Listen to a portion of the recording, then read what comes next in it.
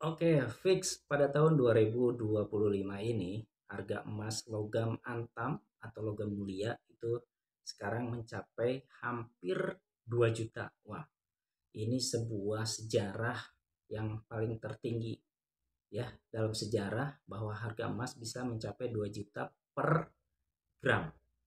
Nah, teman-teman, sekedar bercerita ya, pengalaman tentang emas ini saya pada tahun 2022 sudah mulai sedikit demi sedikit menyicil emas. Namun karena pada saat itu keadaan ekonomi saya kurang baik sehingga ketika emas terkumpul saya jual kembali atau misalnya saya gadaikan gitu ya. Sehingga sulit sekali untuk mengumpulkan emas yang begitu banyak. Nah, pada tahun 2023 saya sudah mulai serius ya menyimpan emas atau saving emas karena saya pikir untuk cadangan dana darurat kalau misalnya butuh sekolah untuk anak, biaya sekolah, kemudian renovasi rumah dan lain sebagainya.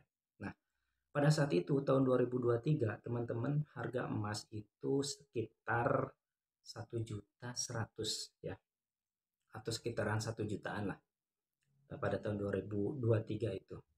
Nah, pada pertengahan 2023 kemudian 2024 awal 2024 itu harga emas sudah mulai merangkak naik sedikit ya. Nah, dari 1.100.000, 1.200.000 itu saya tahu persis pergerakan emasnya karena hampir apa namanya? Ada tabungan emas yang berupa emas fisik atau ada juga yang berupa emas digital karena saya pikir ketika saya tidak mampu untuk membeli emas fisik, maka saya paling tidak bisa saving emas di emas digital walaupun misalnya cuma 100.000 atau 50.000. Nah, karena kan eh, nabung emas digital di Pegadaian kan bisa ya. Nah, kemudian singkat cerita, pada tahun 2023 saya mendapatkan uang nih ya.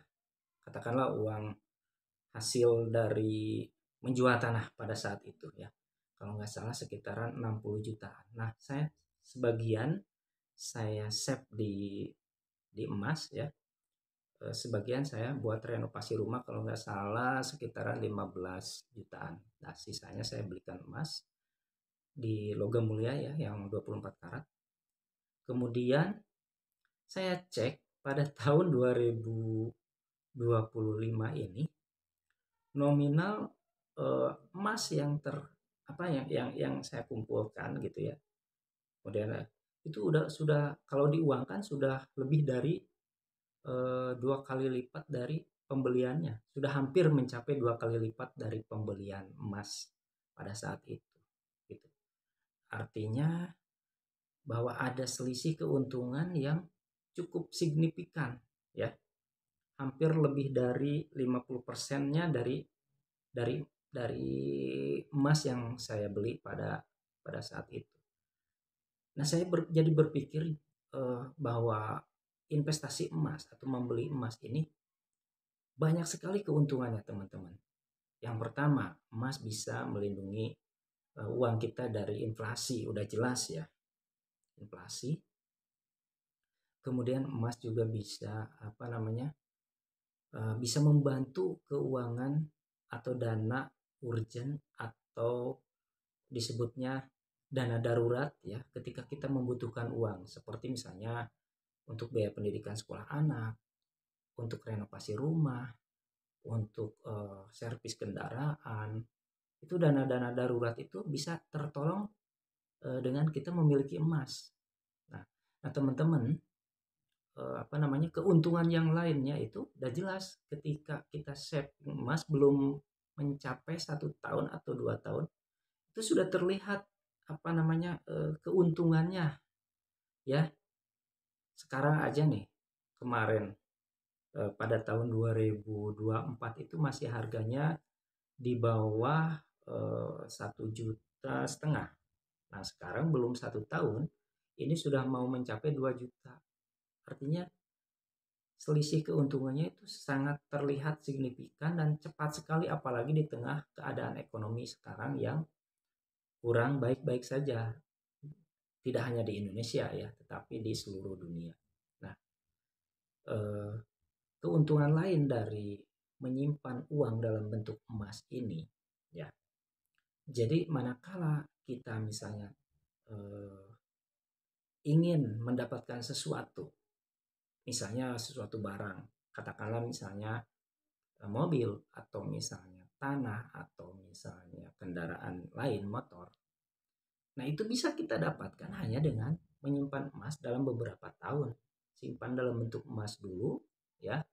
Kemudian setelah mencapai nominal atau limit yang kita apa namanya? Yang kita perkirakan bisa untuk membeli apa yang kita inginkan, itu ya sudah, kita tinggal jual saja atau gadaikan saja gitu kan. Jadi emas itu bisa benar-benar bisa melindungi uang kita, tabungan kita, ya. Kalau bayangkan kalau teman-teman misalnya disimpan di bank dalam 1 tahun, berapa sih bunganya? Kalaupun dalam bentuk deposito, ya, saya pernah juga dulu, ya, ternyata nggak begitu signifikan.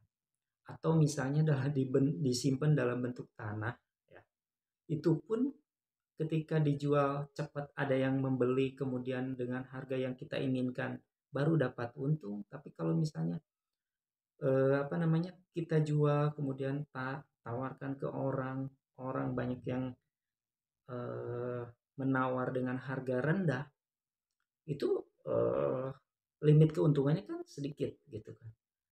Kemudian belum lagi menjual tanah ini kan tidak mudah, ya, karena kan tidak ada tokonya gitu kan.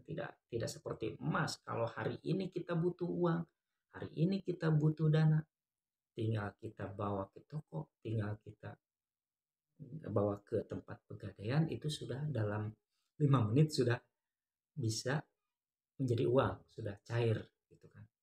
Jadi di saat apa namanya, memang tidak salah, ya, orang tua terdahulu atau yang dikatakan oleh Nabi gitu kan, bahwa yang bisa melindungi aset kita itu, ya, ya dalam bentuk emas gitu ya.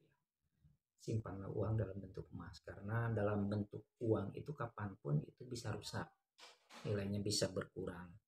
Sedangkan emas semakin lama semakin tinggi nilainya, dan sampai kapanpun emas ya adalah emas gitu ya, tidak akan berubah wujudnya gitu kan, tidak akan apa namanya, nilainya juga tidak akan berkurang gitu. Maka itulah yang dicontohkan oleh Nabi. Kemudian yang selalu disebut di dalam Al-Quran itu al-fidah, ya, emas dan perak selalu disebut di dalam Al-Quran. Makanya nggak salah gitu ya kalau misalnya kita punya uang diinvestasikan dalam bentuk emas. Oke teman-teman, semangat ya, ini hanya pengalaman saya. Semoga menginspirasi.